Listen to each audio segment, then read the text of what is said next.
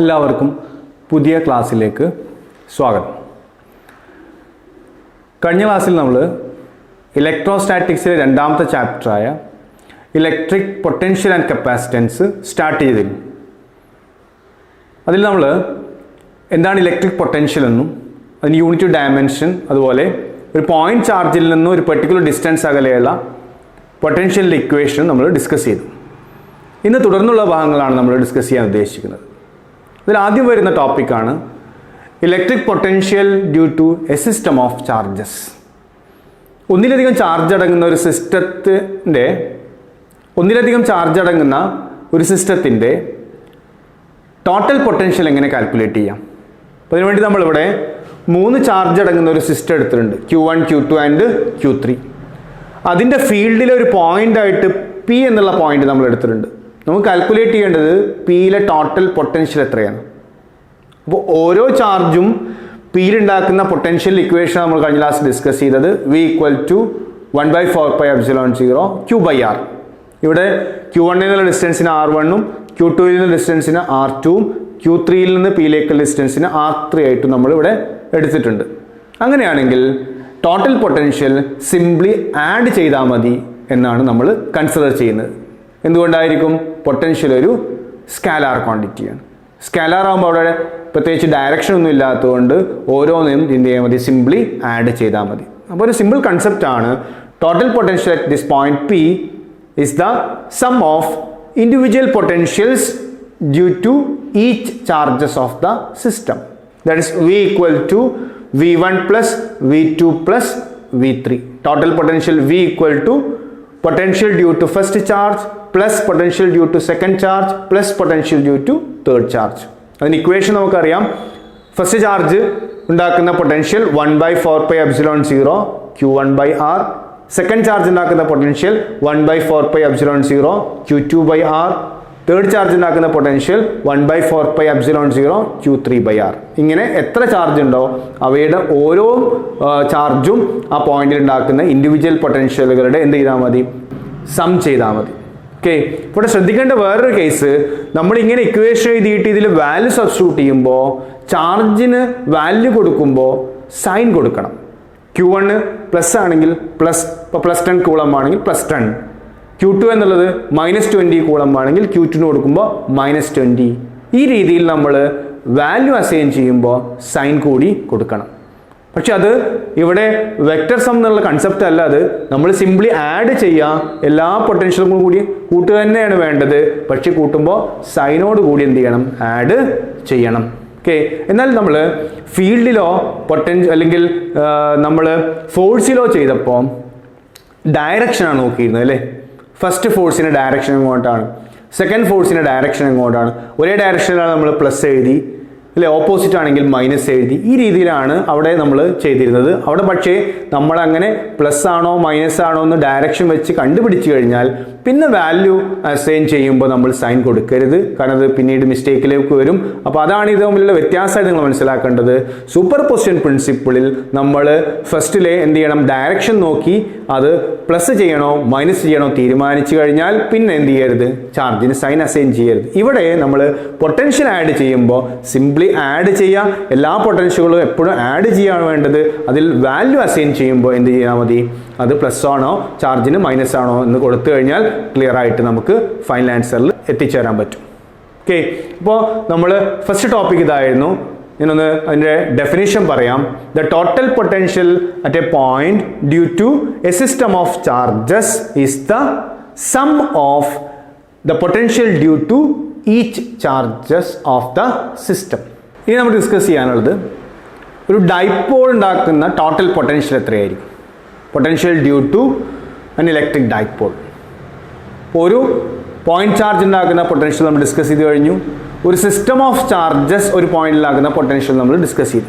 ഇനി നമ്മൾ ഡൈപോൾ എന്ന് പറയുന്ന സിസ്റ്റത്തിൻ്റെ ഫീൽഡിലെ ഒരു പോയിന്റിലെ ടോട്ടൽ പൊട്ടൻഷ്യൽ എങ്ങനെ കാൽക്കുലേറ്റ് ചെയ്യാം? ഇതുപോലെ നമ്മൾ ഫീൽഡ് കാൽക്കുലേറ്റ് ചെയ്തിരുന്നു. ഓക്കെ, നമുക്കിവിടെ പൊട്ടൻഷ്യലാണ് കാൽക്കുലേറ്റ് ചെയ്യാനുള്ളത്. അപ്പോൾ ഇവിടെ ഒരു ഡൈപോൾ നമുക്ക് കൺസിഡർ ചെയ്യാം. ഞാനിവിടെ ഡൈപോൾ എടുക്കുകയാണ്. നോക്കൂ, ഒരു +Q ചാർജും ഒരു -Q ചാർജ് അടങ്ങുന്ന ഒരു സിസ്റ്റമാണ് ഡൈപോൾ നമുക്കറിയാം. ഓക്കെ, അപ്പോൾ ഇത് ഞാൻ -Q എന്നെടുത്തു, ഇതിനെ പ്ലസ് ക്യൂ എന്നെടുത്തു. ഇതാണ് നമ്മുടെ ഡൈപോൾ. ഡൈപോൾ ലെങ്ത്തിന് നമ്മൾ 2a എന്നാണ് കൊടുക്കാറ്. അപ്പോൾ ഡൈപോളിൻ്റെ സെൻട്രലിൽ ഒരു പോയിന്റ് എടുത്തു. ഈ സെൻട്രലിൽ നിന്നും r ഡിസ്റ്റൻസ് അകലെയുള്ള ഒരു പോയിന്റ് ഞാനിവിടെ കൺസിഡർ ചെയ്യുന്നു, P എന്ന് പറയുന്ന പോയിന്റ്. അപ്പോൾ ഈ ഡൈപോളിൻ്റെ ചുറ്റുഭാഗത്ത് എന്തുണ്ട്? ഇലക്ട്രിക് ഫീൽഡ് ഉണ്ട്. ആ ഫീൽഡിലൊരു പോയിന്റാണ് P. നമ്മൾ ഫീൽഡ് കാൽക്കുലേറ്റ് ചെയ്യുമ്പോൾ ആക്സിയൽ ലൈനിലും പെർപെൻഡിക്കുലർ ബൈസെക്ടറിലുള്ള ഫീൽഡ് മാത്രമേ പഠിച്ചിട്ടുണ്ടായിരുന്നുള്ളൂ. ഓക്കെ, കാരണം ഫീൽഡ് ഒരു വെക്റ്റർ ക്വാണ്ടിറ്റി ആണ്. അതുകൊണ്ട് തന്നെ അതല്ലാത്ത പോയിന്റിൽ കാൽക്കുലേറ്റ് ചെയ്യാൻ കുറച്ച് ബുദ്ധിമുട്ടായതുകൊണ്ടാണ് നമ്മൾ എന്ത് ചെയ്യുന്നത്, അത് മാത്രം സ്റ്റഡി ചെയ്ത്. ഇവിടെ നമുക്ക് പൊട്ടൻഷ്യൽ ഒരു സ്കാലാർ ക്വാണ്ടിറ്റി ആണ്. അതുകൊണ്ട് ഈ ഫീൽഡിലെ ഏതൊരു പോയിന്റിലെ പൊട്ടൻഷ്യൽ നമുക്ക് ഈസി ആയിട്ട് കാൽക്കുലേറ്റ് ചെയ്യാൻ പറ്റും. അപ്പോൾ നമ്മൾ ഒരു പോയിന്റ് ആയിട്ട് എടുത്തു P. പിയുടെ പ്രത്യേകത എന്താണ്? P എന്ന് പറയുന്നത് ഈ സെൻട്രൽ പോയിന്റിൽ നിന്നും ഒരു ആംഗിളിലാണ്. ആംഗിളിൽ ഞാൻ തീറ്റ എന്ന് അസൈൻ ചെയ്തു. കാരണം P എന്ന് പറയുന്ന ഡിസ്റ്റൻസിനെ ഞാൻ R എന്ന് കൊടുത്തു അല്ലേ. നോക്കൂ, സെൻട്രലിൽ നിന്ന് R ഡിസ്റ്റൻസുകൾ ഒരുപാട് പോയിന്റ് ഉണ്ടാവും അല്ലേ. R ഡിസ്റ്റൻസുകളുടെ പോയിന്റ് ഇവിടെ ഉണ്ടാവാം, R ഡിസ്റ്റൻസുകളുടെ പോയിന്റ് ഇവിടെ ഉണ്ടാവാം, ഇവിടെ ആക്സിയൽ ഉണ്ടാവാം. അതുകൊണ്ട് തന്നെ അതും കൂടി നമുക്ക് എന്ത് ചെയ്യേണ്ടത്, ക്ലിയർ ചെയ്യേണ്ടതുണ്ട്. അപ്പോൾ R ഡിസ്റ്റൻസ് ആണ്, മാത്രമല്ല അത് തീറ്റ ആംഗിൾ ആണ് അല്ലേ. ആംഗിൾ എടുക്കുമ്പോൾ നമ്മൾ അറിയാം ഡൈപോൾ മൊമെന്റുമായിട്ടാണ് ആംഗിൾ എടുക്കുക. ഡൈപോൾ മൊമെന്റ് മൈനസിൽ നിന്ന് പ്ലസിലേക്കാണ് ഡയറക്ഷൻ. അപ്പോൾ അതുമായി ഉണ്ടാക്കുന്ന ഈ ഡിസ്പ്ലേസ്മെന്റ് ഉണ്ടാക്കുന്ന ആംഗിൾ നമ്മൾ തീറ്റ എന്നെടുത്തു. ഇപ്പോൾ നോക്കൂ, നമ്മുടെ പ്രോബ്ലം ഇതാണ്. ഒരു ഡൈപോള്, ആ ഡൈപോളിൻ്റെ ഫീൽഡിൽ ഒരു പോയിന്റ് P അല്ലേ. ഡൈപോളിൻ്റെ സെൻട്രലിൽ നിന്നും Pയിലേക്കുള്ള ദൂരം R. ആ P ഇരിക്കുന്ന പോയിന്റ് ഡൈപോൾ മൊമെന്റുമായി ഉണ്ടാക്കുന്ന ആംഗിൾ എത്രയാണ്? തീറ്റ. ഇത് സോൾവ് ചെയ്യണമെങ്കിൽ നമുക്ക് സിസ്റ്റത്തിൻ്റെ ഇക്വേഷൻ യൂസ് ചെയ്യണം. അപ്പോൾ എന്തൊക്കെ വേണം? Potential at P due to -q ചാർജും potential at P due to +q ചാർജും തമ്മിൽ ആഡ് ചെയ്താൽ നമുക്ക് എന്ത് ചെയ്യാം, ഫൈനൽ ആൻസറിലേക്ക് എത്താൻ പറ്റും. അപ്പോൾ നമുക്കതിന് വേണ്ടി ചില കാര്യങ്ങൾ ഇവിടെ എടുക്കണം. അപ്പോൾ +qയിൽ നിന്ന് ഞാൻ ഈ Pയിലേക്കൊരു ഡിസ്റ്റൻസ് എടുക്കാം. +qയിൽ നിന്ന് Pയിലേക്കൊരു ഡിസ്റ്റൻസ്, അതിന് R2 എന്ന് കൊടുത്തു. -qയിൽ നിന്ന് ഇങ്ങോട്ടൊരു ഡിസ്റ്റൻസ് എടുത്തു Pയിലേക്ക്, അതിന് R1 എന്ന് എടുത്തു. കാരണം potential due to individual charge എഴുതുമ്പോൾ നമുക്ക് ഈ R1ഉം R2 ആവശ്യം ഉണ്ടാവും. എന്നാൽ നമുക്ക് തന്നിരിക്കുന്നതോ ഡൈപോളിൻ്റെ സെൻട്രലിൽ നിന്ന് ഡിസ്റ്റൻസ് ആയ R ആണ്. അത് നമുക്ക് പിന്നീട് കൺവേർട്ട് ചെയ്യാം. അപ്പോൾ നമ്മൾ പഠിച്ചിട്ടുണ്ട് total potential at that point P equal to എന്താണ്? ദാറ്റ് ഇസ് ഈക്വൽ ടു അല്ലേ, ഞാൻ അതിനെ V1 + V2 എന്ന് കൊടുത്തു. ഫസ്റ്റ് ചാർജ് ഉണ്ടാക്കുന്ന പൊട്ടൻഷ്യലും സെക്കൻഡ് ചാർജ് ഉണ്ടാക്കുന്ന പൊട്ടൻഷ്യലും നമ്മൾ എന്ത് ചെയ്താൽ മതി, ആഡ് ചെയ്താൽ മതി. അപ്പോൾ ഇക്വേഷൻ എങ്ങനെ എടുക്കാം? ദാറ്റ് ഇസ് ഈക്വൽ ടു 1/4πε0 അല്ലേ. ഫസ്റ്റ് പൊസിഷനിലിരിക്കുന്ന ചാർജ് -q, സെക്കൻഡ് പൊസിഷനിലിരിക്കുന്ന ചാർജിന് ഞാൻ +q ആണ് എടുത്തിട്ടുള്ളത്. അപ്പോൾ ഇക്വേഷൻ എഴുതാം. That is equal to 1/4πε0 again അല്ലേ, -q/R1 +q/R2. ഇതാണ് നമ്മുടെ ഇക്വേഷനായിട്ട് കിട്ടുക. ഇനി നമുക്ക് ഈ ഇക്വേഷനെ എങ്ങനെ ആഡ് ചെയ്യാൻ നോക്കാം. നോക്കൂ, വാല്യൂ സബ്സ്റ്റിറ്റ്യൂട്ട് ചെയ്യണം. That is equal to again 1/4πε0. Okay, Q എന്ന് പറയുന്നത് രണ്ടിലും കോമൺ ആണ് അല്ലേ. കാരണം ഡൈപോൾ ആവുമ്പോൾ ഫസ്റ്റ് ക്യൂവിൻ്റെ അതേ മാഗ്നിറ്റ്യൂഡ് ആയിരിക്കും സെക്കൻഡ് ക്യൂ അല്ലേ. +10 -10 അല്ലെങ്കിൽ +5 -5. അപ്പോൾ ആ മാഗ്നിറ്റ്യൂഡ് ഒരു കോൺസ്റ്റന്റ് ആണ്. ആ മാഗ്നിറ്റ്യൂഡ് നമുക്ക് പുറത്തെടുക്കാം. അപ്പോൾ ക്യൂവിനെ ഞാൻ എന്ത് ചെയ്തു, ഔട്ട് സൈഡ് ക്യൂവിനെ എടുത്തു. ബാക്കിയുള്ള ഉള്ളത് -1/R1 ആണ്, -1/R1 അതുപോലെ +1/R2 എന്നുള്ള ഫോമിലേക്ക് ഇതിനെ മാറ്റാം. പിന്നെ ഒന്ന് സോൾവ് ചെയ്യണമെങ്കിൽ അഗെയിൻ q/4πε0 ഇതിനെ ക്രോസ് മൾട്ടിപ്ലൈ ചെയ്യാം നമുക്കല്ലേ. ഇപ്പോൾ ക്രോസ് മൾട്ടിപ്ലൈ ചെയ്യുമ്പോൾ എന്ത് കിട്ടും? ഇവിടെ R2 അല്ലേ, ഇങ്ങോട്ട് വരുമ്പോൾ മൈനസ് ആവും, R1 അങ്ങോട്ട് പോകുമ്പോൾ എന്താവും, പ്ലസ് ആവും. അപ്പോൾ ഇത് വരും R1 - R2 എന്ന് ഞാൻ എടുത്തു അല്ലേ. R2 നോക്കൂ, R2 × -1 -R2, R1 × +1 +R2. അപ്പോൾ പ്ലസിന് ആദ്യം എഴുതിയെന്നുള്ളൂ, +R1 - R2 divided by R1 × R2. Equation നമുക്ക് ഇങ്ങനെ എഴുതാലോ. നമുക്ക് R1ഉം R2 നമ്മൾ എടുത്ത രണ്ട് വാല്യൂസ് മാത്രമാണ്. നമുക്കതിനെ R എന്നുള്ള ടേമിലേക്ക് ചേഞ്ച് ചെയ്യണം. കാരണം നമുക്ക് ഈ പ്രോബ്ലത്തിൽ തരിക ഡൈപോളിൽ നിന്ന് സെൻട്രലിൽ നിന്നും Pയിലേക്കുള്ള ഡിസ്റ്റൻസ് ആയ R മാത്രമേ തരുള്ളൂ. അപ്പോൾ അതിലേക്ക് കൺവേർട്ട് ചെയ്യുക എങ്ങനെ? അതിനുവേണ്ടി ഞാനിവിടെ ഒരു റൈറ്റ് ആംഗിൾ ട്രയാങ്കിൾ കൺസിഡർ ചെയ്യാം. ഇങ്ങനെ റൈറ്റ് ആംഗിൾ ട്രയാങ്കിൾ അല്ലേ. ഇവിടെ തീറ്റ ആണെങ്കിൽ ഈ ആംഗിളും തന്നെ ആയിരിക്കും തീറ്റ. ഈ ഡിസ്റ്റൻസ് നമുക്കറിയാം ടോട്ടൽ ഡിസ്റ്റൻസ് 2a ആണ്. അപ്പോൾ ഇത് ഡിസ്റ്റൻസ് a ആണ്. അതുപോലെ ബാക്കി ഡിസ്റ്റൻസും a ആണ്. നോക്കൂ, ഈ റൈറ്റ് ആംഗിൾ ട്രയാംഗിളിൻ്റെ ഹൈപ്പോട്ടനസ് ആണ് a. ഇതിൻ്റെ അഡ്ജസൻറ്റ് സൈഡാണ് ഇത്. അതുകൊണ്ട് തന്നെ ഈ സൈഡ് നമുക്ക് a cos തീറ്റ എന്ന് എഴുതാം. ഇവിടെയും ഒരു റൈറ്റ് ആംഗിൾ ട്രയാംഗിൾ കൺസിഡർ ചെയ്യുന്നു. അപ്പോൾ നോക്കൂ, ഇവിടെ ഇതേ കേസ് വരും. ഈ സൈഡ് എന്തായിരിക്കും? അഡ്ജസൻറ്റ് സൈഡാണ് a cos തീറ്റ. ഇപ്പോൾ ഇവിടെ നോക്കൂ, പിയിൽ നിന്ന് ഈ സെൻട്രൽ പോയിന്റിലേക്കുള്ള ഡിസ്റ്റൻസ് 6 ആണ്. അതിനോട് കൂടെ a cos തീറ്റയോട് കൂട്ടിയാലാണ് R1 ഇക്വലൻ്റ് ആവുക അല്ലേ? R1 ഈ ദൂരത്തിന് ഇക്വലൻ്റ് ആണ് ഈ ദൂരവും. അപ്പോൾ നോക്കുക, r പ്ലസ് a cos തീറ്റയാണ്. അതുപോലെ R2 എന്നുള്ള ഡിസ്റ്റൻസ് എങ്ങനെ കാൽക്കുലേറ്റ് ചെയ്യാം? ഈ ഡിസ്റ്റൻസ് 6 ആണ്. അതിൽ നിന്നും ഈ ദൂരം കുറച്ചാൽ ഈ ദൂരം എന്താണ്? ഈ R2 ഇക്വലൻ്റാണ്. അപ്പോൾ R2 പകരം എന്ത് എഴുതാം? r minus a cos theta എന്ന് എഴുതാം. അപ്പോൾ അതാണ് നമ്മളിവിടെ സബ്സ്റ്റിറ്റ്യൂട്ട് ചെയ്യാൻ പോകുന്നത്. That's equal to q by 4 pi epsilon 0. R1 പകരം സബ്സ്റ്റിറ്റ്യൂട്ട് ചെയ്യാറുണ്ട് r plus a cos theta അല്ലേ? അതുപോലെ മൈനസ് R2 പകരം r minus a cos theta അല്ലേ? all divided by again R1 into R2 ആണ്. അപ്പോൾ r plus a cos theta into r minus a cos theta ഈ രീതിയിൽ വരും.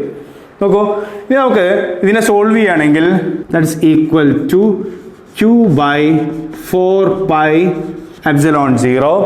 ഇവിടെ r മൈനസ് r പോയില്ലേ? ബാക്കി എന്താണ്? a cos theta minus minus minus minus plus ആവും. അപ്പോൾ a cos theta plus a cos തീറ്റ എന്താവും? 2a cos തീറ്റ ആവും. അപ്പം 2a cos theta divide by നമുക്ക് താഴെ a plus B into a minus B format അല്ലേ? a plus B into a minus B നമുക്കറിയാം എന്താണ്? a square minus B square ആണ്. അപ്പോൾ നമുക്ക് എന്ത് എഴുതാം? ഇവിടെ r square minus a square cos square theta. അപ്പോൾ ഈ രീതിയിലേക്ക് ഇതിനെ മാറിയിട്ടുണ്ട്. അപ്പോൾ ഇനി ഫൈനൽ ആൻസറിലേക്ക് വരുമ്പോൾ നമുക്ക് therefore v ഈക്വൽ ടു എന്ത് കൊടുക്കാം? നോക്കൂ, q ഇൻറ്റു 2a ഉണ്ട് ഇവിടെ അല്ലേ? q into 2a dipole moment p ആണ് നമുക്കറിയാം. Then final answer is 1 by 4 pi epsilon 0. q into 2 പകരം എന്ത് വരുന്നു? p into cos theta divided by എന്താവും?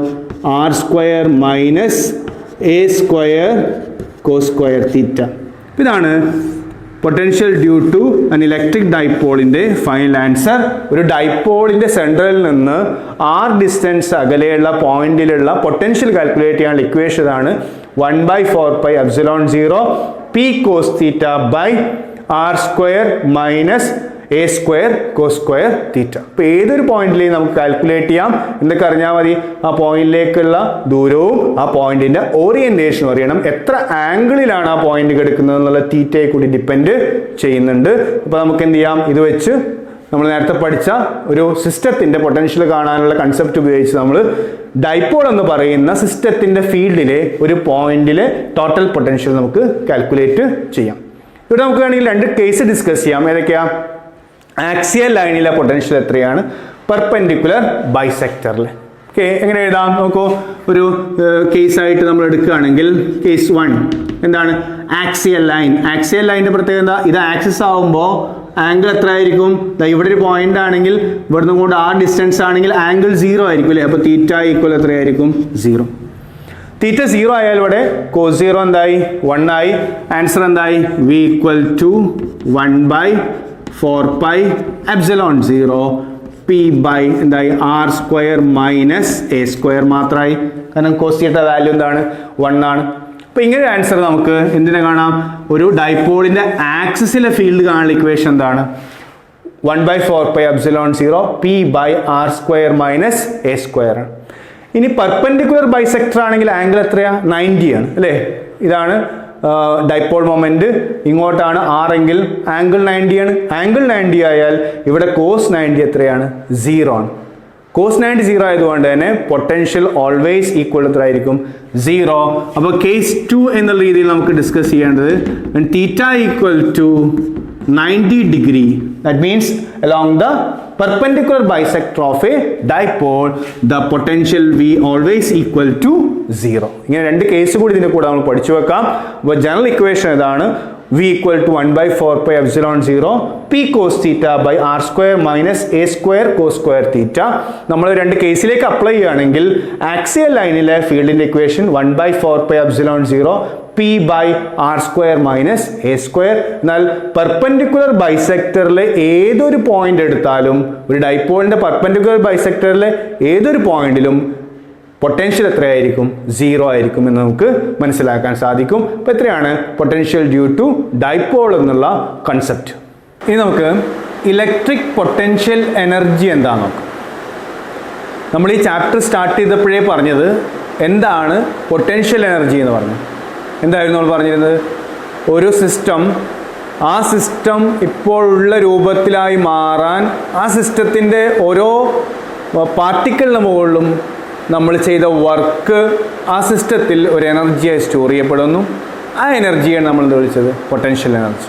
ഇപ്പോൾ ഇലക്ട്രോസ്റ്റാറ്റിക് സിസ്റ്റം ആണെങ്കിൽ ചാർജസ് അടക്കുന്ന ഒരു സിസ്റ്റം ആ ഓറിയൻറ്റേഷനിലേക്ക് വരാൻ വേണ്ടി ചെയ്ത വർക്ക് ഡൺ അതിൽ സ്റ്റോർ ചെയ്യപ്പെടും. അതിനാണ് നമ്മളിത് വിളിക്കുന്നത് ഇലക്ട്രോസ്റ്റാറ്റിക് പൊട്ടൻഷ്യൽ എനർജി. അപ്പോൾ സിംപ്ലി ഒരു ചാർജ് ഇവിടെ ഉണ്ട് വിചാരിക്കുക, Q1 അല്ലേ, ഇതിൽ നിന്ന് അല്ലേ ഇതിൻ്റെ ഫീൽഡ് ഇവിടെ ഉണ്ട്. ആ ഫീൽഡിലേക്ക് നമ്മൾ മറ്റൊരു ചാർജിനെ ഇൻഫിനിറ്റിയിൽ നിന്ന് കൊണ്ടുവന്നു, Q2. നമ്മൾ മുമ്പ് ഡിസ്കസ് ചെയ്തായതുകൊണ്ട് നേരിട്ട് പറയാം, Q2 ഇൻഫിനിറ്റിയിൽ നിന്ന് കൊണ്ടുവന്നു. ദെൻ ഇപ്പോൾ Q1ഉം Q2ഉം തമ്മിലുള്ള ഡിസ്റ്റൻസ് R12 ആണെങ്കിൽ ഈ സിസ്റ്റത്തിന് എനർജി ഉണ്ടായിരിക്കും അല്ലേ. ആ എനർജി നമുക്ക് എങ്ങനെ കാൽക്കുലേറ്റ് ചെയ്യാം? നമ്മൾ അന്ന് പറഞ്ഞിരുന്നു, ഈ ചാർജിന് ഇവിടെ ഒരു പൊട്ടൻഷ്യൽ ഉണ്ടാവും അല്ലേ, ഒരു എനർജി ലെവൽ എന്നുള്ള കൺസെപ്റ്റ് നമ്മൾ പഠിച്ചു. പൊട്ടൻഷ്യൽ നമ്മൾ കൊണ്ടുവരുന്ന യൂണിറ്റ് പോസിറ്റീവ് ചാർജ് ആണെങ്കിൽ അതിന് ചെയ്യുന്ന വർക്ക് ഡണ്ണിനെയാണ് നമ്മൾ എന്ത് വിളിച്ചത്? പൊട്ടൻഷ്യൽ എന്ന് വിളിച്ചത്. അപ്പോൾ Q2 എന്ന് പറയുന്ന ചാർജ് കൊണ്ടുവരുമ്പോൾ എന്ത് ചെയ്താൽ മതി? ആ പൊട്ടൻഷ്യലിനെ Q2 കൊണ്ട് എന്ത് ചെയ്താൽ മതി? മൾട്ടിപ്പിൾ ചെയ്താൽ മതി. അപ്പോൾ എനർജി കാണുന്ന സിമ്പിൾ കൺസെപ്റ്റ്, പൊട്ടൻഷ്യൽ എനർജി നമ്മൾ U എന്നാണ് റെപ്രസെൻറ്റ് ചെയ്യാറ്. U ഈക്വൽ ടു എന്ത് ചെയ്താൽ മതി? Q into V. അങ്ങനെ ഇക്വേഷൻ നമുക്ക് ഇതിൽ നിന്ന് മനസ്സിലാക്കാം. എന്ന് പറഞ്ഞാൽ ഈ രണ്ട് ചാർജ് അടങ്ങുന്ന ഒരു സിസ്റ്റത്തിൻ്റെ ഇലക്ട്രിക് പൊട്ടൻഷ്യൽ എനർജി എന്ന് പറയുന്നത് എന്താണ്? ഒന്നാമത്തെ ചാർജ് രണ്ടാമത്തെ ചാർജ് ഇരിക്കുന്ന സ്ഥലത്തുണ്ടാക്കുന്ന പൊട്ടൻഷ്യലിനെ എന്തുകൊണ്ട് ഗുണിച്ചാൽ മതി? രണ്ടാമത്തെ ചാർജ് കൊണ്ട് ഗുണിച്ചാൽ മതി. തിരിച്ചായാലും കുഴപ്പമൊന്നുമില്ല.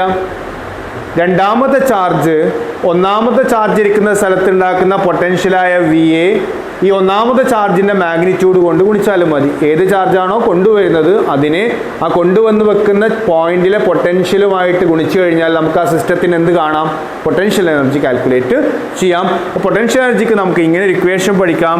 Potential energy is equal to അല്ലേ പൊട്ടൻഷ്യൽ ഇൻറ്റു ചാർജ്. ഏത് ചാർജിനെയാണോ V പൊട്ടൻഷ്യലുള്ള സ്ഥലത്ത് നമ്മൾ കൊണ്ടുവന്ന് വെക്കുന്നത് എങ്കിൽ ആ വർക്ക് ഡണ്ണിനെയാണ് നമ്മൾ എന്ത് വിളിക്കുന്നത്? Potential energy. അത് കാണുന്ന ഇക്വേഷൻ ആണ് U equal to Q into V. അപ്പോൾ എനർജി ആയതുകൊണ്ട് തന്നെ പൊട്ടൻഷ്യൽ യൂണിറ്റ് നമ്മൾ വോൾട്ട് എന്നൊക്കെ പഠിച്ചെങ്കിലും ഇത് എനർജി ആയതുകൊണ്ട് നമ്മൾ എനർജിയുടെ യൂണിറ്റായ ജൂൾ തന്നെയാണ് യൂസ് ചെയ്യുന്നത് എന്ന് മനസ്സിലാക്കുക. കാരണം നമ്മൾ പൊട്ടൻഷ്യലിൻ്റെ യൂണിറ്റിൽ ജൂൾ പെർ കൂളം പഠിച്ചിരുന്നു.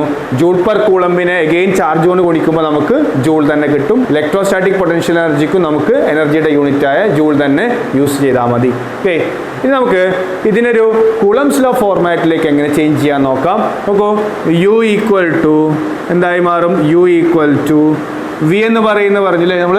V എന്ന് പറഞ്ഞത് നമ്മൾ ഈ പോയിന്റിലെ പൊട്ടൻഷ്യലാണ് V എന്ന് എടുത്തത് അല്ലേ, V. അപ്പോൾ Qയിൽ നിന്ന് R12 ഡിസ്റ്റൻസ് അകലെയുള്ള പോയിന്റായ P എന്ന് പറയുന്ന പോയിന്റിലെ പൊട്ടൻഷ്യലാണ് V. അവിടേക്കാണ് നമ്മൾ Q2നെ കൊണ്ടുവന്നത്. അപ്പോൾ എങ്ങനെ ചെയ്യേണ്ടത്? കൊണ്ടുവന്ന ചാർജ് Q2 അല്ലേ, ആ കൊണ്ടുവന്ന് വെച്ച സ്ഥലത്തെ പൊട്ടൻഷ്യൽ എത്രയാ? 1/4 pi epsilon 0 Q1 അല്ലേ. Q1 നിന്നും കൂടെ ഡിസ്റ്റൻസ് R12. ഓക്കെ, ഇതാണ് പൊട്ടൻഷ്യൽ എനർജി ആണുള്ള ഇക്വേഷൻ. ഫൈനൽ ആൻസർ എന്തായി മാറും? Therefore U equal to 1/4 pi epsilon 0 Q1 അല്ലേ into Q2 by the distance between the two charges R12. ഇങ്ങനെ നമുക്ക് രണ്ട് ചാർജ് അടങ്ങുന്ന ഒരു സിസ്റ്റത്തിൻ്റെ പൊട്ടൻഷ്യൽ എനർജിയുടെ ഇക്വേഷൻ ആയിട്ട് മനസ്സിലാക്കാൻ സാധിക്കും. നോക്കൂ, അപ്പോൾ നമുക്ക് രണ്ട് തരത്തിലെടുക്കാം. ജനറൽ കൺസെപ്റ്റ് ആയിട്ട് U = Q × V എടുക്കാം. ഇനി രണ്ട് ചാർജ് അടങ്ങുന്ന സിസ്റ്റം ആണെങ്കിൽ നമുക്ക് പൊട്ടൻഷ്യൽ എനർജി ഇക്വേഷൻ ആയിട്ട് എന്തെടുക്കാം? 1/4πε0 Q1 Q2 R12. അപ്പോൾ എന്താണ് പൊട്ടൻഷ്യൽ എനർജി? ഡെഫിനേഷൻ നമ്മൾ നേരത്തെ ഡിസ്കസ് ചെയ്താണ്. നമുക്ക് വേണമെങ്കിൽ എന്ത് പറയാം? The work done in bringing a charge from infinity to a point in an electric field of another charge. The work done is stored in the charge as energy. That energy is called electrostatic potential energy. അല്ലേ? ഒരു ചാർജിൻ്റെ ഫീൽഡിലേക്ക് മറ്റൊരു ചാർജിന് ഇൻഫിനിറ്റിയിൽ നിന്ന് കൊണ്ടുവരാൻ ചെയ്യുന്ന work ആ charge അടങ്ങുന്ന സിസ്റ്റത്തിൽ എനർജി ആയിട്ട് സ്റ്റോർ ചെയ്യപ്പെടും. ആ എനർജിയെ നമ്മൾ എന്ത് വിളിച്ചു? ഇലക്ട്രിക് പൊട്ടൻഷ്യൽ എനർജി എന്ന് വിളിച്ചു. ഓക്കെ. അപ്പോൾ ഇനി എപ്പോഴും രണ്ട് ചാർജ് മാത്രമാവണമെന്നില്ല. അപ്പോൾ രണ്ടിൽ കൂടുതൽ ചാർജ് അടങ്ങുന്ന സിസ്റ്റത്തിൻ്റെ പൊട്ടൻഷ്യൽ എനർജി എങ്ങനെ കാൽക്കുലേറ്റ് ചെയ്യാം? അത് നമുക്ക് നോക്കാം. നോക്കൂ, ഇവിടെ ഇതിൽ തന്നെ നമുക്ക് ചേഞ്ച് വരുത്താം. ഇതിൽ നമ്മൾ ആൾറെഡി എടുത്തിട്ടുള്ള കൺസെപ്റ്റ് നോക്കൂ. Q1 Q2 R12. മൂന്നാമതൊരു ചാർജ് ഇവിടെ ഉണ്ട്, Q3 എന്ന് പറയുന്ന ചാർജ്. അപ്പോൾ ഈ Q3 എന്ന ചാർജിനെ വീണ്ടും നമ്മൾ ഇൻഫിനിറ്റിയിൽ നിന്ന് കൊണ്ടുവരികയാണ്. അപ്പോൾ ഇവിടെ ഒരു പൊട്ടൻഷ്യൽ ഉണ്ട്. പക്ഷേ ആ പൊട്ടൻഷ്യൽ ആരുടെ പൊട്ടൻഷ്യലാണ്? Q1 Q2 ഉണ്ടാക്കുന്ന പൊട്ടൻഷ്യലുകളുടെ സമ്മായിരിക്കും. നമ്മൾ നേരത്തെ പഠിച്ചു, potential due to system of charge. അപ്പോൾ ഇവിടെ നിങ്ങളുടെ ഇൻഡിവിജ്വൽ പൊട്ടൻഷ്യൽ കാൽക്കുലേറ്റ് ചെയ്യണം. ഈ ഡിസ്റ്റൻസിനെ R13 എന്ന് നമ്മൾ അസൈൻ ചെയ്തു.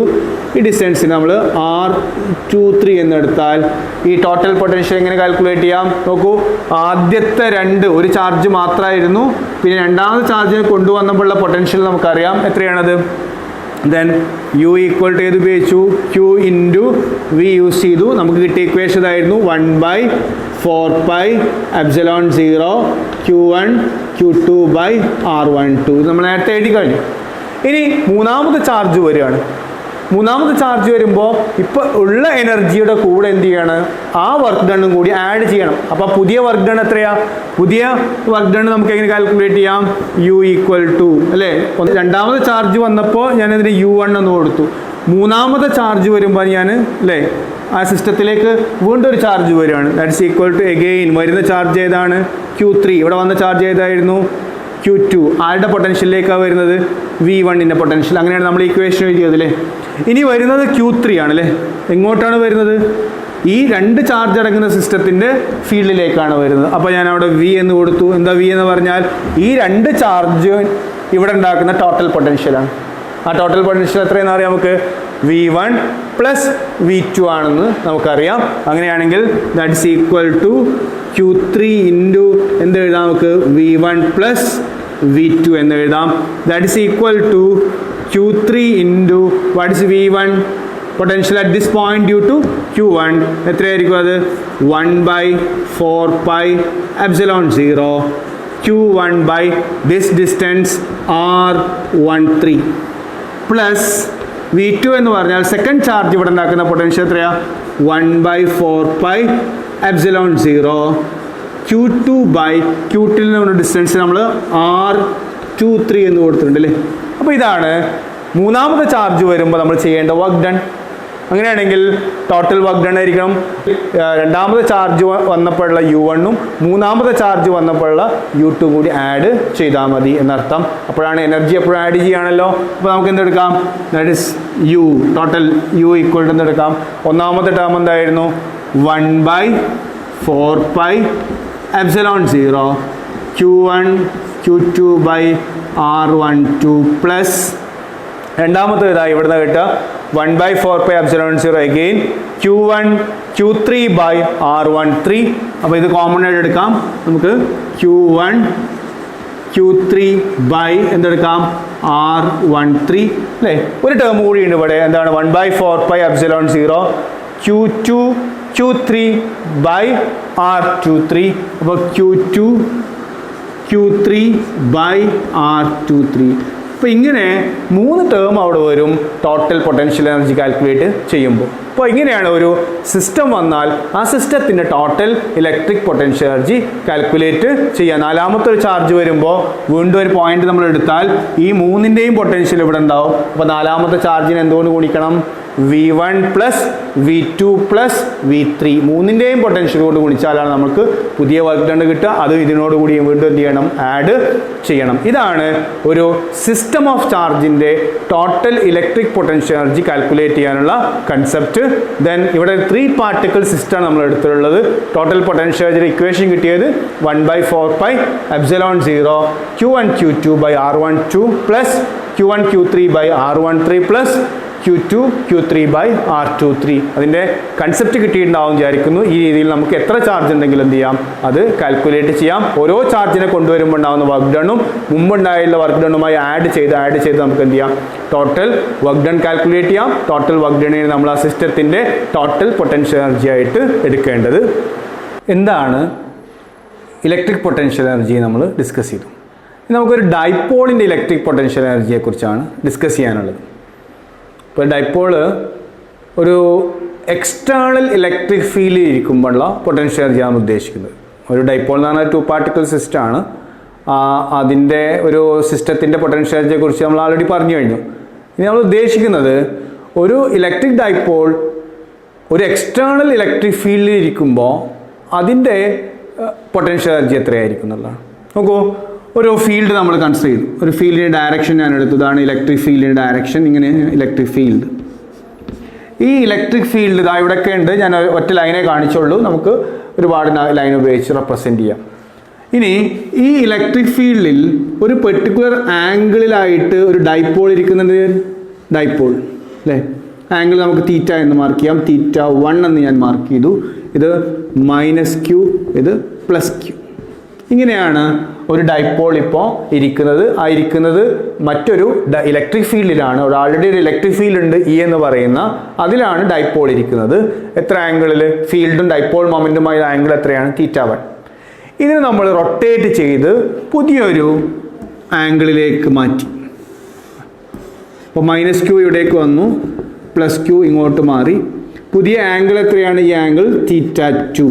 അപ്പോൾ ഫീൽഡുമായിട്ട് പുതിയൊരു ആംഗിളിലേക്ക് അതിനെ മാറ്റി. ഇങ്ങനെ റൊട്ടേറ്റ് ചെയ്യണമെങ്കിൽ നമ്മൾ വർക്ക് ചെയ്യേണ്ടതുണ്ട്. ആ വർക്ക് ആ ഡൈപോളിൻ്റെ ഇപ്പോഴുള്ള പ്രസൻറ്റ് പൊസിഷനിൽ ഒരു എനർജി ആയിട്ട് എന്ത് ചെയ്യും, സ്റ്റോർ ചെയ്യപ്പെടും. ഇതിനെയാണ് നമ്മൾ എന്ത് വിളിക്കുന്നത്, potential energy of A dipole എന്ന് വിളിക്കുന്നത്. അപ്പോൾ എങ്ങനെ അത് കാൽക്കുലേറ്റ് ചെയ്യാം എന്നാണ് നമ്മൾ ഇനി നോക്കുന്നത്. നോക്കൂ, നമുക്കറിയാം പൊട്ടൻഷ്യൽ എനർജി കാൽക്കുലേറ്റ് ചെയ്യാൻ വർക്ക് ഡൺ ആണ് അറിയാം അല്ലേ. അപ്പോൾ വർക്ക് ഡൺ നമുക്കിവിടെ വർക്ക് ഡണ്ണിൻ്റെ ഇക്വേഷൻ നമുക്ക് ഇവിടെ എടുക്കാം. Work done is equal to, നോക്കൂ, ഇത് റൊട്ടേറ്റ് ചെയ്യുമ്പോൾ അതിൻ്റെ മുകളിൽ ടോർക്ക് എക്സ്പീരിയൻസ് ചെയ്യും നമുക്കറിയാം അല്ലേ. ടോർക്കിൻ്റെ ഇക്വേഷൻ നമ്മൾ പഠിച്ചാണ് P cross C. Angle change ചെയ്യുമ്പോൾ ടോർക്കും വാരി ചെയ്യും.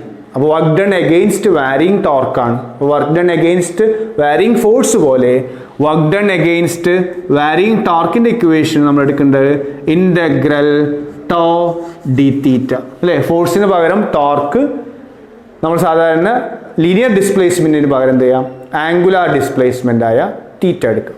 എവിടെ നിന്ന് എവിടേക്കാണ് നമ്മൾ റൊട്ടേറ്റ് ചെയ്യുന്നത്? θ1 നിന്ന് θ2 അപ്പോൾ ഇതാണ് വർക്ക് ഡൺ കാണുന്ന ഇക്വേഷൻ. ഈ വർക്ക് ഡൺ ആണ് എന്തായി സ്റ്റോർ ചെയ്യപ്പെടുന്നത്? ആ ഡൈപോളിൽ എനർജി ആയിട്ട് സ്റ്റോർ ചെയ്യപ്പെടും. അപ്പോൾ ഡൈപോളിൻ്റെ മുകളിൽ ചെയ്ത വർക്ക് ഡണ്ണിന് നമുക്ക് എനർജി എന്നുള്ള രീതി എടുക്കാം. അപ്പോൾ U ഈക്വൽ ടു എന്തെടുക്കാം? Integral from θ1 to θ2. ടോർക്കിൻ്റെ ഇക്വേഷൻ നമുക്കറിയാം. ടോർക്ക് ഈസ് ഈക്വൽ എത്രയാണ്? P cross C. That means PE into sine theta then d തീറ്റ.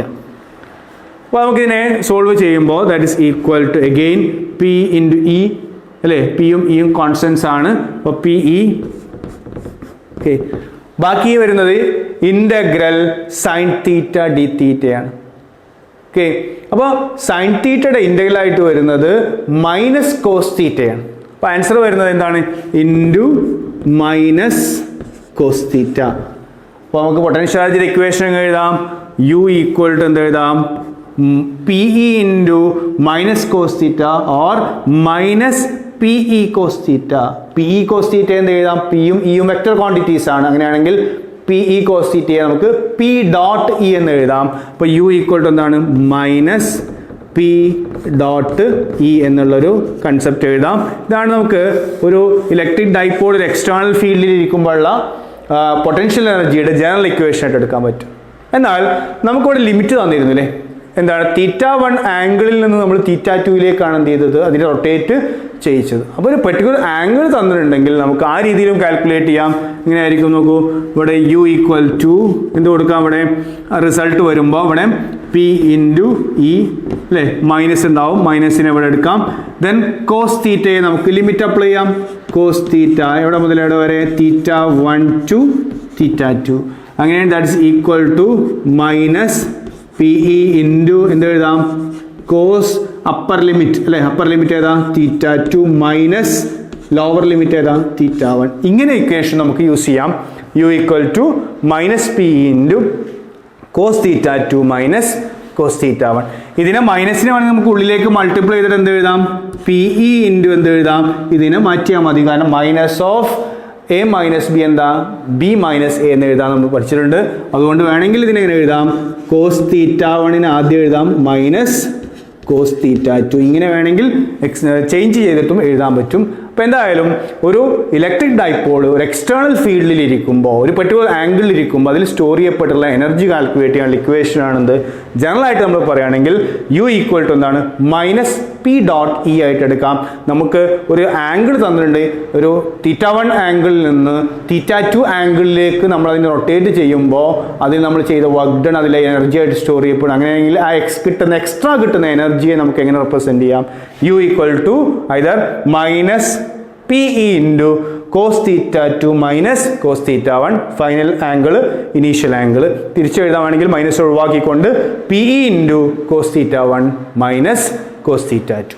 ഇതാണ് potential of an electric dipole when it is placed in an external electric field. ഇന്നത്തെ ക്ലാസ്സിലെ last point ആയിട്ട് നമ്മൾ discuss ചെയ്യുന്നത് equipotential surface ആണ്. വേർഡിൽ തന്നെ അതിന് ആൻസർ ഉണ്ട്. ഈക്വൽ പൊട്ടൻഷ്യൽ ഉള്ള ഒരു സർഫസിനെ നമ്മൾ വിളിക്കുന്ന പേരാണെന്ത്, ഇക്വിപൊട്ടൻഷ്യൽ സർഫസ്. ഒരു സർഫസ് നമ്മൾ ഇമാജിൻ ചെയ്യുന്നു, ആ സർഫസിലെ ഓരോ പോയിന്റിലുമുള്ള ഇലക്ട്രിക് പൊട്ടൻഷ്യൽ സെയിം ആണെങ്കിൽ അത്തരം സർഫസിനെ വിളിക്കുന്ന പേരാണെന്ത്, equipotential surface. A surface over which the electric potential is the same.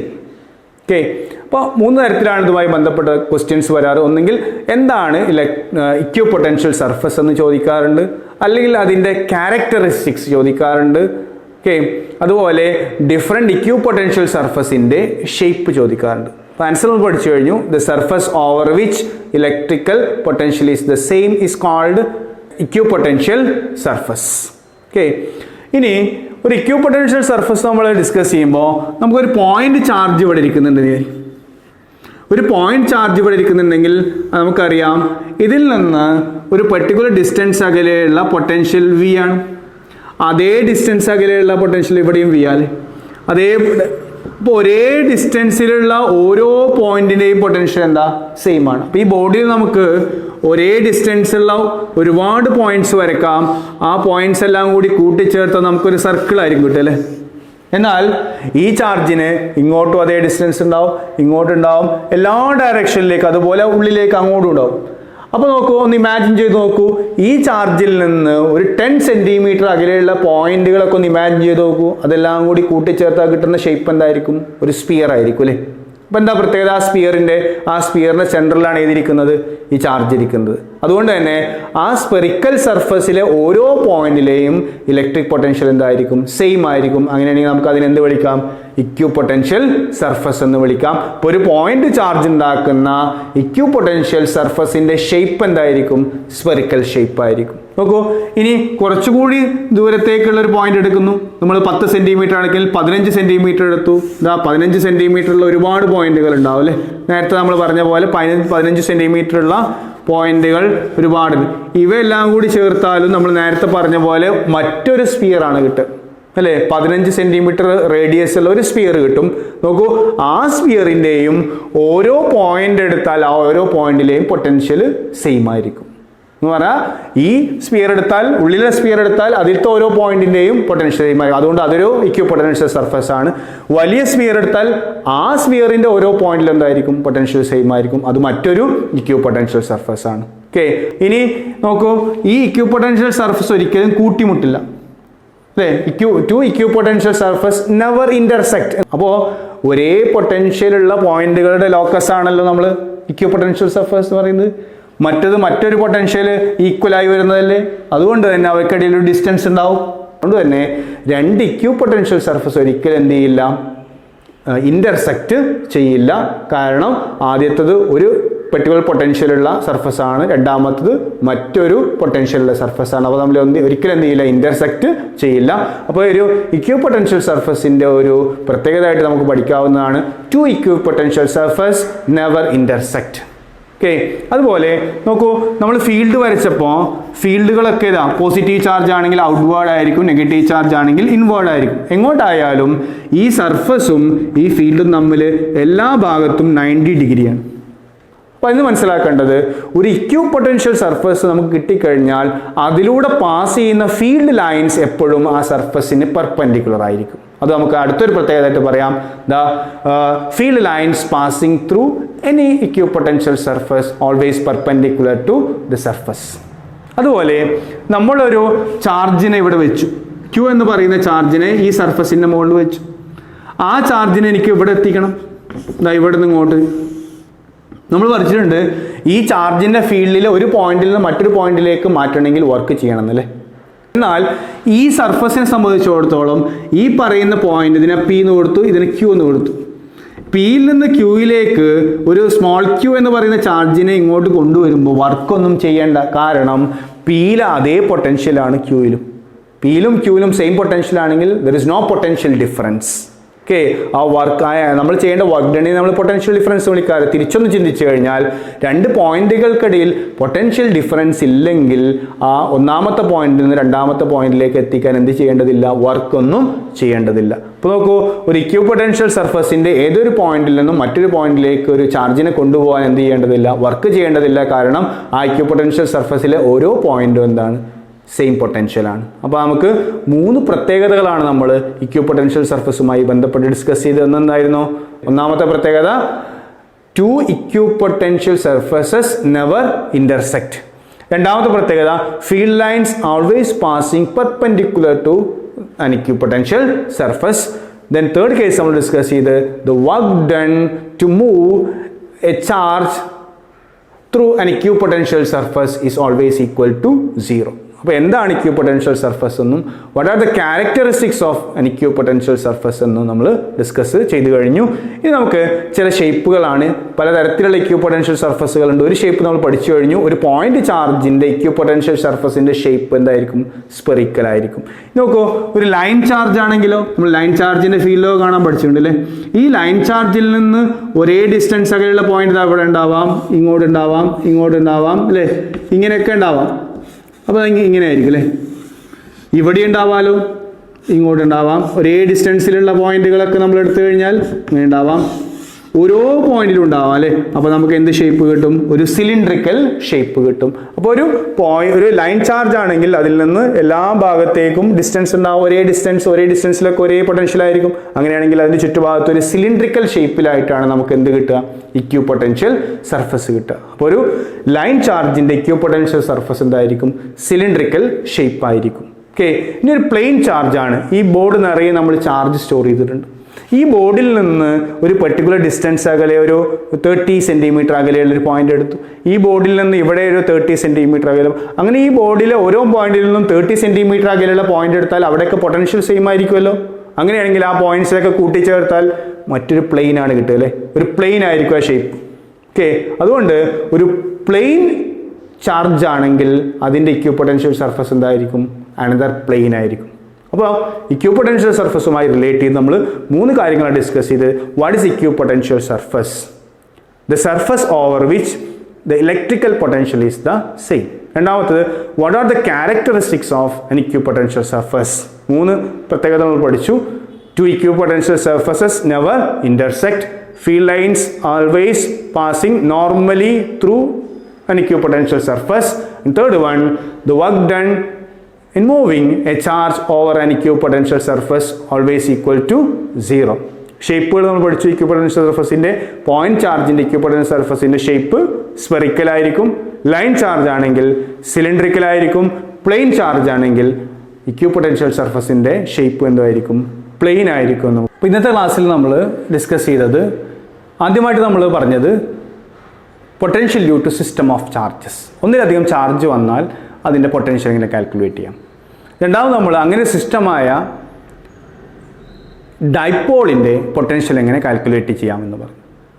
അതുപോലെ എന്താണ് ഇലക്ട്രിക് പൊട്ടൻഷ്യൽ എനർജി, ഒരു സിസ്റ്റത്തിൻ്റെ ഇലക്ട്രിക് പൊട്ടൻഷ്യൽ എനർജി എങ്ങനെ നമുക്ക് കാൽക്കുലേറ്റ് ചെയ്യാം. അതുപോലെ ഡൈപോൾ ഒരു എക്സ്റ്റേണൽ ഫീൽഡിൽ വെച്ചാൽ അതിൻ്റെ ഇലക്ട്രിക് പൊട്ടൻഷ്യൽ എനർജി എങ്ങനെ കാൽക്കുലേറ്റ് ചെയ്യാം. അതൊക്കെയാണ് നമ്മൾ ആദ്യം ഭാഗത്ത് ഡിസ്കസ് ചെയ്തത്. അവസാനം നമ്മൾ വന്നത് ഇക്യൂ പൊട്ടൻഷ്യൽ സർഫസ് എന്നുള്ള കൺസെപ്റ്റാണ്. എന്താണ് ഇക്യൂ പൊട്ടൻഷ്യൽ സർഫസ്, എന്തൊക്കെയാണ് അതിൻ്റെ പ്രത്യേകതകൾ, അതുപോലെ ഒരു ചാർജിൻ്റെ ഇക്യൂ പൊട്ടൻഷ്യൽ സർഫസിൻ്റെ ഷേപ്പ് എന്തായിരിക്കും, ഏതൊക്കെ ഷേപ്പാണ് ഇക്യൂ പൊട്ടൻഷ്യൽ സർഫസ് സാധാരണ ഉള്ളത്, അത്രയും കാര്യങ്ങളാണ് നമ്മൾ ഇന്ന് ഡിസ്കസ് ചെയ്തത്. അതുപോലെ ഇതിൽ ആഡ് ചെയ്യാവുന്ന ഒരു കേസ് നമ്മൾ പൊട്ടൻഷ്യലിൻ്റെ ഇക്വേഷൻ പഠിച്ചിരുന്നു. എന്തായിരുന്നു potential equation? V is equal to integral E dot dx, അല്ലെങ്കിൽ ഞാൻ E dot dr എന്ന് എഴുതി. ഇതാണ് പൊട്ടൻഷ്യൽ ഇക്വേഷൻ ആയിട്ട് നമ്മൾ ഫസ്റ്റ് ക്ലാസ്സിൽ പറഞ്ഞത്. ഇനി നമുക്ക് തിരിച്ച് ഡിഫറൻഷ്യൽ ഫോമിൽ എഴുതാം. എങ്ങനെ? രണ്ട് ഭാഗത്തും ഡിഫറൻഷ്യേറ്റ് ചെയ്ത് കഴിഞ്ഞാൽ ഇത് നമുക്ക് തിരിച്ചെഴുതാം. ഇവിടെയും ഡിഫറൻഷ്യൽ കൊടുത്തു, ഇവിടെ ഡിഫറൻഷ്യൽ കൊടുത്താൽ ഇൻ്റഗ്രേഷൻ പോകും. ബാക്കി നോക്കൂ, ഡോട്ട് പ്രൊഡക്റ്റ് ആണ്. നമ്മൾ പറഞ്ഞിരുന്നു ഫീൽഡും ഡിസ്റ്റൻസും തമ്മിൽ ഓപ്പോസിറ്റ് ആണ്, അവിടെ മൈനസ് ആൻസർ വരും. അങ്ങനെയാണെങ്കിൽ ഇതിനെ മറ്റൊരു രീതിയിൽ എഴുതുകയാണെങ്കിൽ ഡെൽറ്റ വി ഈക്വൽ ടു നമുക്ക് എന്ത് എഴുതാം? Minus E into delta R എന്ന് എഴുതാം. ഓക്കെ, അതിനെ ഡിഫറൻഷ്യൽ ഫോമിലേക്ക് മാറ്റുമ്പോൾ അങ്ങനെയാണെങ്കിൽ ഇവിടെ ഇ ഈക്വൽ ടു നമുക്ക് എന്ത് എഴുതാം? Minus of delta V by delta R അല്ലേ. ഡെൽറ്റ എന്ന് പറഞ്ഞാൽ ചേഞ്ച് ആണ് നമുക്കറിയാം. ഒരു പൊട്ടൻഷ്യലിൻ്റെ ഇൻ്റഗ്രൽ ഫോമിൽ എഴുതാൻ പറഞ്ഞാൽ അതാണ് V equal to integral E dot D R.